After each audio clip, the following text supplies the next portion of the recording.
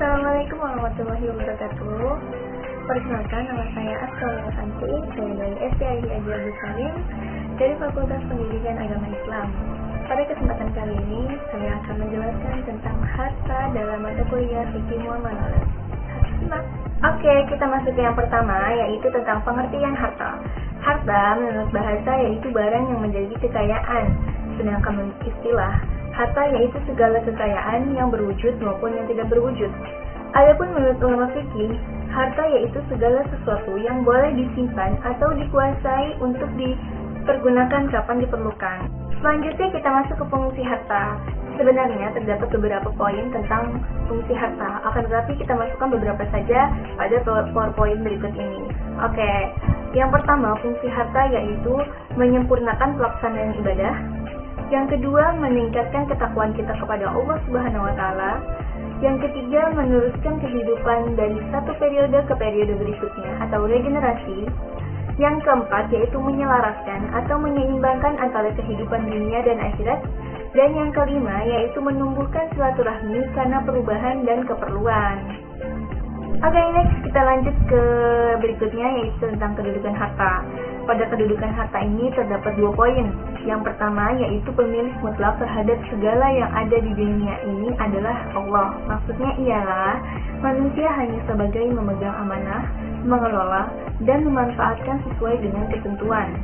Sebagaimana yang dijelaskan dalam Al-Quran pada surat Al-Hadid ayat 7, yang artinya, berimanlah kamu kepada Allah dan Rasul-Nya, dan nafkahkanlah sebagian dari hartamu yang telah Allah menjadikan kamu menguasainya. Nah, yang kedua, poin kedua yaitu tentang status harta yang dikuasakan oleh manusia. Di sini pada poin ini terbagi menjadi 3 bagian. Yang pertama yaitu harta sebagai amanah dari titipan Allah. Maksudnya, hanya sebagai pemenang amanah karena tidak mampu menghadirkan sesuatu dari ketiadaan. Harta sebagai perhiasan hidup yang memungkinkan manusia untuk menikmati dan memanfaatkannya dengan baik dan tidak berlebih-lebihan. Kedua, yaitu harta sebagai ujian keimanan. Maksudnya di sini ialah lebih berdasarkan pada bagaimana orang tersebut mendapatkan dan memanfaatkan harta tersebut. Apakah sudah sesuai dengan syariat Islam atau belum?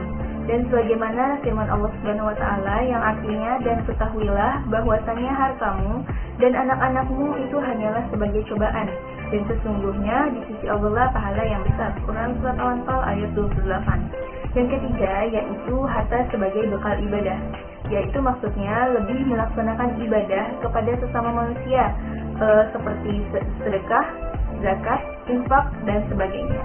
Oke, kita masuk ke bagian akhir yaitu tentang pembagian harta. Pada pembagian harta ini terdapat 8 macam pembagian harta. Yang pertama yaitu harta mutakawin dan ghairu mutakawin. Apa maksudnya? Maksud dari harta mutakawin yaitu segala sesuatu yang dapat dikuasai dengan pekerjaan dan dibolehkan oleh syara untuk memanfaatkannya, seperti benda-benda yang tidak bergerak ataupun bergerak dan lainnya.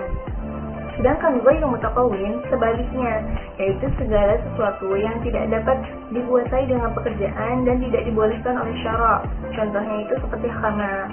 Yang kedua yaitu harta aqar dan manqul. Apa harta manqul?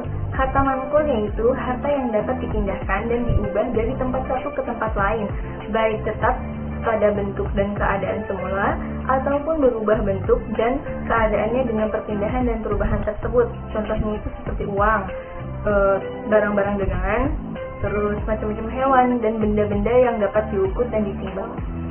Harta aqar.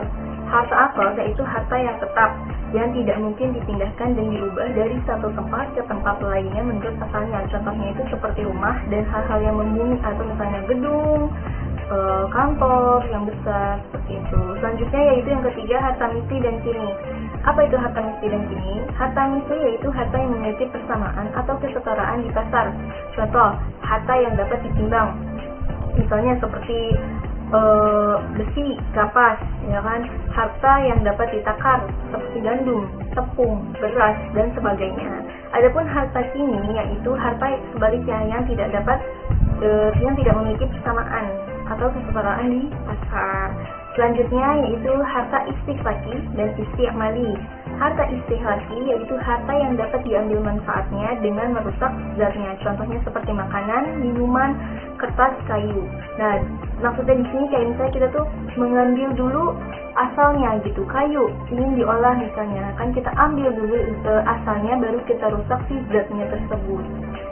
Sedangkan istimali yaitu harta yang dapat diambil manfaatnya dan zatnya itu tidak berubah tetap, seperti itu contohnya ya rumah, pakaian dan sebagainya. Adapun yang kelima yaitu harta mamluk, mubah dan mahjur. Apa itu harta mamluk?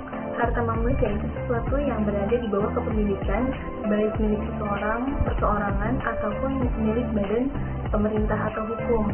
Seperti itu, misalnya kayak yayasan, kepemerintahan.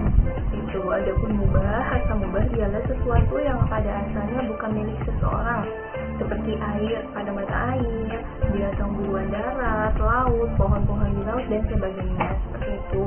Dan itu tumbuh dengan liar. Nah, terus yang terakhir yaitu harta mahjur. Harta mahjur itu sesuatu yang tidak dibolehkan dimiliki sendiri.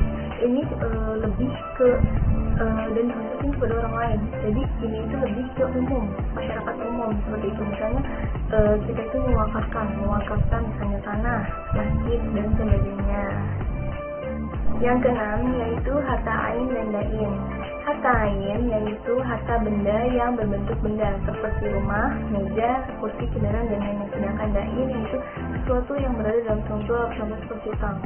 Jelas utang, karena utang memang itu pertanggung jawaban sampai nanti. Yang ketujuh yaitu harta yang dapat dibagi dan tidak dibagi. Maksudnya harta yang tidak menimbulkan suatu kerugian atau kerusakan. Seperti itu. Contohnya kan kalau misalnya yang tidak menimbulkan suatu kerugian, berarti yang dapat dibagi seperti beras, tepung dan sebagainya. Adapun yang tidak dapat dibagi berarti seperti piring, meja, kursi dan lain-lain. Yang terakhir yaitu harta khas dan an. Harta khas yaitu harta pribadi yang tidak bersekutu dengan harta lain, tidak ada percampuran, harta milik sendiri. Sedangkan harta an yaitu harta milik bersama dan ketika mau mengambilnya harus ada kesepakatan dulu antara dia dengan yang lainnya. Demikian penjelasan yang bisa saya sampaikan, kurang lebihnya mohon maaf. Wabillahi taufiq wal hidayah. Wassalamualaikum warahmatullahi wabarakatuh.